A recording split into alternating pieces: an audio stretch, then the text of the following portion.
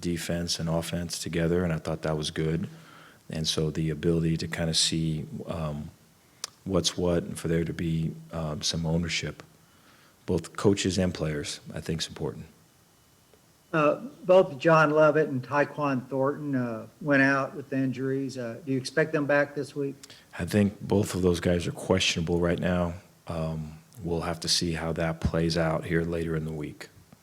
Okay, thank you. Yep. Next up, Curtis Quillen. Coach, when the season started and you guys started practice, you mentioned working on the offensive line and that you were impressed with them. And then Saturday, Charlie takes 5 sacks, not all on the line, but 5 sacks. What is the offensive line the biggest adjustment on the offense that you feel needs to be made, or is that somewhere else? I think offensively there's a couple things, but I think just speaking just offensive line wise, I think I have to do a better job of making sure that we've got 5 guys out there that are the same guys. If we're granted the opportunity to have them like we were in this past game, which was really the first game, and that we get good knowing who's to my left and who's to my right and how we work together and what we do and all of it. I feel like that's number one. Number 2 would be the ability when we're facing stunts and pressures and things coming from different angles to really be able to coach aggressively and to be simple so that we can fire off the line and take advantage of the angles that we're provided. I think those are things that personally I can do a better job of. And so I think that's something that, as we've kind of gone through all of this, I've learned and, I'll be better at.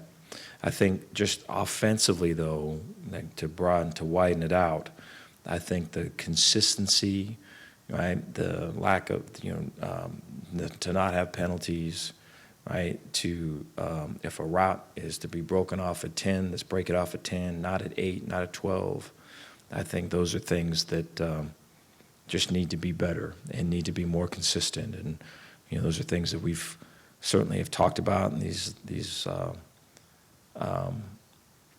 last couple days, and I feel like our ability to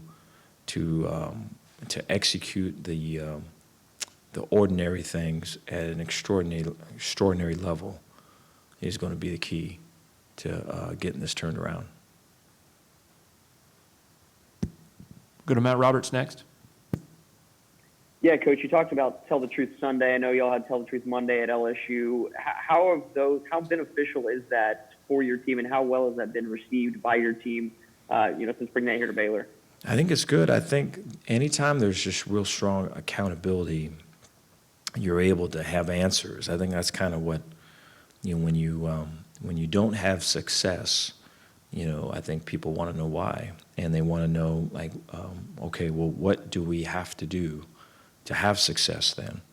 And so I think you got to drill down into that, and you got to strip it away of all the, the passions that come with it, or possibly hurting people's feelings, or protecting this or covering for that. You got to get down to it, and I feel like as a staff you have to be that way, and then I think with your team, with your players, you got to be that way, and we were certainly that yesterday, and so I appreciate everyone for doing that. I think it's important that that's where you grow, man. That's where you see where things are at, and now you can talk about stuff that's real and get better with stuff. And we're going today, we're practicing today, and so we're going to get right back at it, and we're all excited to attack the right things at the right time, the right way. And you mentioned it right there today, getting back to work with the NCAA, allowing Tuesday to be an off day. How does that change things for you? And what kind of conversations have y'all had as a team about how important Tuesday is? We've talked about it quite a bit, all the way back to quarantine time. We talked about it quite a bit. And so I know leading up to this, in outside moments, we've talked about it. And so, the fair amount of our team is registered, and they pay attention to what's going on outside of our little football bubble, and I'm appreciative of that. I think we should be that way, and we should know what's going on. And they've got some good opinions, and so it's always good to be able to hear all of it. But I think for us, just team-wise, going today, I think with the short turnaround from yesterday, I think really honing in on our stuff and our base, runs, passes, fronts, coverages, and getting that stuff in today versus their base, and then having some more time tomorrow and get back on it on Wednesday with a mixture of first and second down as well as third down on Wednesday. Thanks, Coach. Yep. Next question from Bryce Cherry. Yeah, Dave, there were some missed tackles in that TCU game. When you guys are breaking down film, do you pinpoint exactly, what went wrong on a missed tackle, or is it just as simple as, hey, we've got to wrap up? Right. And do you expect that to improve, this week? I do. I think it was disappointing to see those missed tackles. We really have not had, I think, a real strong issue there, and I think it goes to, unfortunately, the scoreboard. I feel like anytime that you're down, I think it creates pressure, it creates abnormal behavior. When you're not winning. And so I think what ends up happening is people go outside of whether it's a job description or it's a technique, you reach now. And if we rewind on all of it, it's coming from a good place. It's coming like, I'm trying to stop this. I want to get 20 points with this one play and all of it. And so I feel, I think that's where it starts. But I think the consistency of, one man, one job, and of doing your job, right, and of having faith or trust in the process in terms of what we're doing, day in, day out, first down, second down, third down. I think that has to win out. And I think, when we look at the missed tackles, I see them from that lens. But, when we're on the grass today, the ability to work on those tackles from those angles is certainly going to be addressed. But I feel like it comes from a spot of focusing on the focus. Next up, Jerry Hill. Dave, it was obviously kind of an area of concern coming into the year because of the losses. Where do you see the development in the defensive line, and maybe what did you like about what you got from guys like Braden Nutley and Ryan Miller this last game? I think right now it's probably an inconsistent look. I think there's been positives for sure. I think a lot of the positives have come in the throwing game and some of the pressure and stunts and the execution of all of it.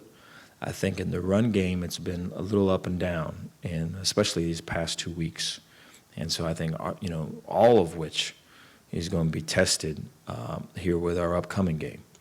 Right, and so with the edges, and there's going to be A, B, C, D, E, F gaps, and so our ability to defend those gaps and set edges, and then from outside in have great gap control and hand placement and lockout and the whole primary to secondary gap. I think it's going to be a critical piece, and so I think we've had instances of that.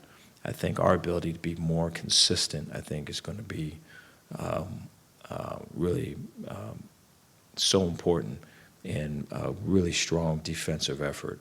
I think that there's times where we have not been consistent, and then we resort to other things that open up other things, and we kind of go down that rabbit hole. And I think the ability to play base and set edges and kind of here we are, there you are, let's go. I think we're still working to that piece.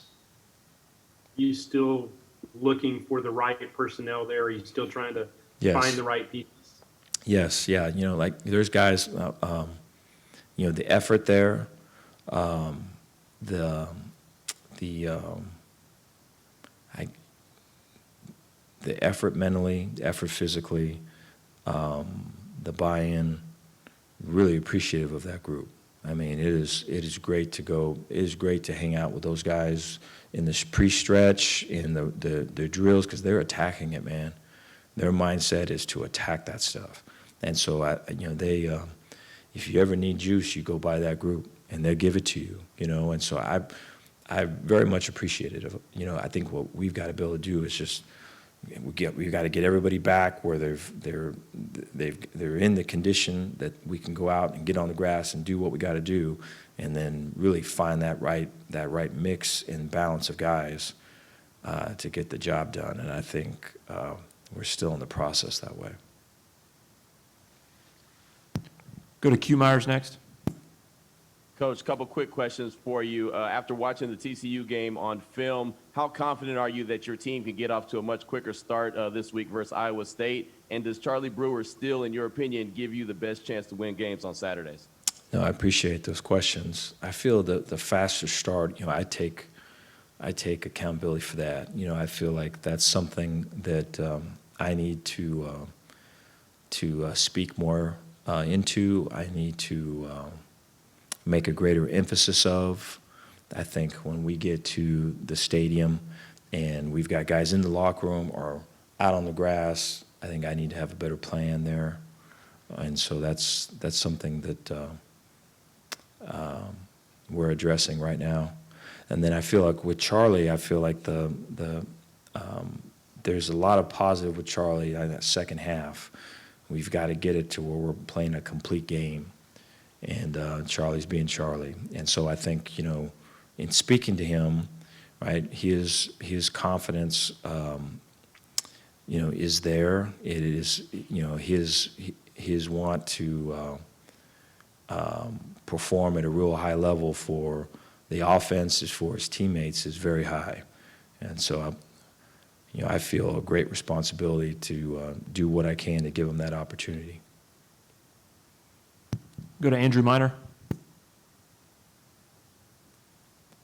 Yeah, Coach, it was a tough loss on Saturday, and you've experienced some tough losses at previous stops in the past. I was curious if you had any takeaways from what your teams in the past did to respond and positively and really go on to either win the next game or have a successful season thereafter that either you did or your the head coaches at the time did that you are looking to apply now. I appreciate that question. I think anytime after a loss, people are always looking, and there's always eyes on you. And so I think with a loss comes great responsibility and accountability. So you have to take responsibility for your part in it. And you got to see, a lot of times, big losses are the results of little decisions or little actions or little attitudes or little drills or little emphasis or little lack of emphasis. So you got to look all the way into that and see how that builds to the bigger picture and then own it, man, and then work to turn that around. And then I think, in terms of like the eyes on you, I think, you want to be steady. You want to be real. I think the guys that need improvement or need better effort or need better attitude, I think that's got to be immediately addressed. I think that is because there's guys out there that that are cut wide open, man. When they come off the sidelines, there's nothing left in them. And I think the ability to support those guys, right, is way important. And so I think anytime you lose, right, you're working to build on the positives, and you're working to get the guys that can improve and can get better. You're working to reach them and get better. Go to Tim Watkins. Thank you, Coach. Looking at the last three games, it's really been a slow start offensively, really not even getting a first down until the third drive, 17 points combined in the last three first halves. and really 2 of those touchdowns being set up by short fields. When it comes to scripting plays and really starting the offense with, maybe the first 10 or 15 plays, what's being looked at to kind of adjust and maybe get into that more of that identity that you've been speaking of the past few weeks? Yeah, it's a really good question. I think looking at players more than plays. I think looking at accentuating the positives, the strengths of our players, or the strengths of maybe a certain alignment that a defense is taking, and I think of living in that space, maximizing our players in that space. I think of getting the ball out quick, of having 1 to 2 progression reads, right? 1, 2 balls out, and so I think those things to start it and just get a rhythm. I think what you just the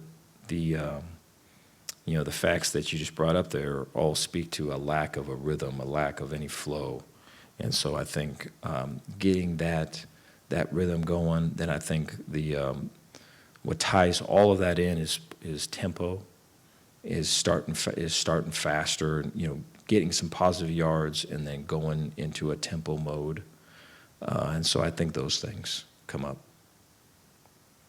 Perfect. And Craig Williams obviously provided a spark in the second half. Are there different ways that you guys are looking at to get him more involved earlier in the game, especially if John Lovett were to be unable to play against Iowa State? Yes, yeah. Squirrel brings such a explosiveness and just dynamic ability, to make plays in space, and I think his ability to be flexed out, right, for him to work option routes, for him to be in the core and work wheel routes, as well as some of the power read and things where he's going east and west, I think can complement some of the stuff we had with him going downhill, and so I think that's the next step there. Go back to Jerry Hill. Dave, is obviously he may have emerged a little bit with Taekwon's injury, but is Yusuf a guy that you can use to maybe stretch the field? Is he a guy that you see maybe playing a bigger role now? I do. I'm a big fan of Yusuf. I think he has always been someone since I've been here, and watching him and talking to him, just a ton of ability, right? Really good length, really good speed, and then really exceptional quickness for being as long and as tall as he is with the long speed that he has. His quickness in and out of breaks and is what makes him one of the things that makes him real special as a player. And so I think his confidence is growing, and I think just as coaches, we have to continue to pour into him, because I think his ceiling is really, really high, and I think the more that he's involved and gets the ball, right, the more that he's going to impact us in a real positive way. Back to John Warner. Oh, Dave, what kind of challenges do Brock Purdy and Breece Hall present to a defense? Yeah, they are. They're impressive to look at. I'm impressed with their offense. I look at. I see the length on the perimeter. I see the physicality up front. I see a team that knows who they are. We've talked about identity. This team's got a really strong identity, and I think it's a good lesson in that when you know who you are and you play to your strengths, right? Sometimes that's so big you can't even see the weaknesses, and so they're a good illustration of it. I think they're a big stretch team, big shift and motion team. And so, the A, B, C, D, E, F, all those gaps are going to have to be accounted for. And so there is quite a bit of work on just getting lined up and making sure that our eyes are on the right stuff. And I think, in the past, having played teams similar to them, there's a certain style that you have to play of setting edges, defending the run, kind of mindset, hard hat, and all of that. And I feel like we need that, and we invite it. I'm looking forward to today starting it. We'll let Matt Roberts finish us up. Yeah, Coach, defensively, Iowa State has given this conference a lot of problems with that style that they play. What is it specifically about what they do and kind of the coverages they play that make it so difficult for a lot of these offenses? Yeah, no, that's a good question. They make everything look the same. And so there's a lot of, I guess, to back up, though, even further, so off the general defense structure is a front line, and then your second level, and then your DBs way back there. And so what they've done, so what offenses have done, right, with RPOs or play action pass, is they affect that second level where it works up to the first level, and then there's space between the linebackers and the DBs to throw the ball. So what they've done is just create another level. So they've got their front, they've got their linebackers, and then they create another level in between the linebacker level and the DB level, where a lot of those routes come into play.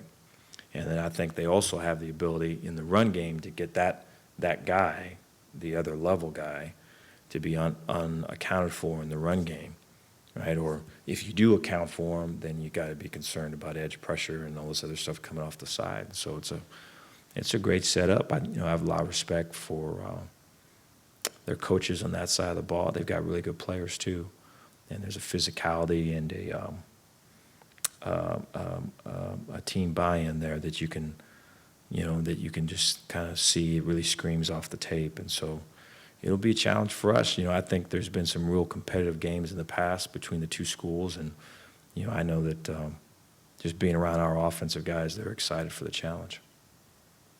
Thanks, Coach. All right, thanks, everybody. Y'all have a great rest of your day. Thank you, guys.